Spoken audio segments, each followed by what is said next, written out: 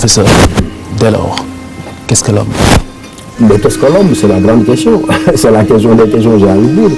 Pourquoi? Parce que l'homme, tout le monde sait. Et c'est Rousseau d'ailleurs qui fait le constat d'un paradoxe, en disant qu'en fait, l'homme est de toutes les réalités celle qui a été le plus étudiée.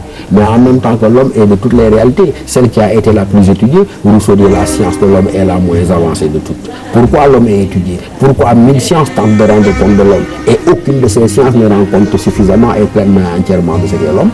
Parce que, j'ai envie de dire, parce que l'homme est un être complexe, parce que l'homme est un être multidimensionnel, et en tant qu'il est un être complexe et multidimensionnel, il est presque rigoureusement indéfinissable. Donc répondre à la question qu'est-ce que l'homme est difficile, mais je peux plus ou moins mettre mon doigt au feu en me restant à dire au fond qu'on peut définir l'homme à la fois par sa nature, on peut le définir par sa culture, on peut le définir par sa liberté. Mais le problème, c'est qu'en définissant aussi bien l'homme par la nature, par la culture que par la liberté, chacune de ces définitions contient en elle-même les moyens de sa propre réfutation. Parce que si je dis, Khalifa, que l'homme est un être de nature, je suis en train de dire que sa spécificité réside dans une forme de configuration biologique ou dans une forme d'ordonnancement génétique. Mais je pourrais dire la même chose de l'animal, que l'animal a reçu de la nature des qualités spécifiques. Et donc, je serais advenu à dire simplement quoi? Qu'en fait, la différence entre l'homme et l'animal n'est pas une différence de nature, mais une différence de degré. En définissant également l'homme par la culture, oui, l'homme est certes un être de culture qui s'émancipe de la tutelle de la nature,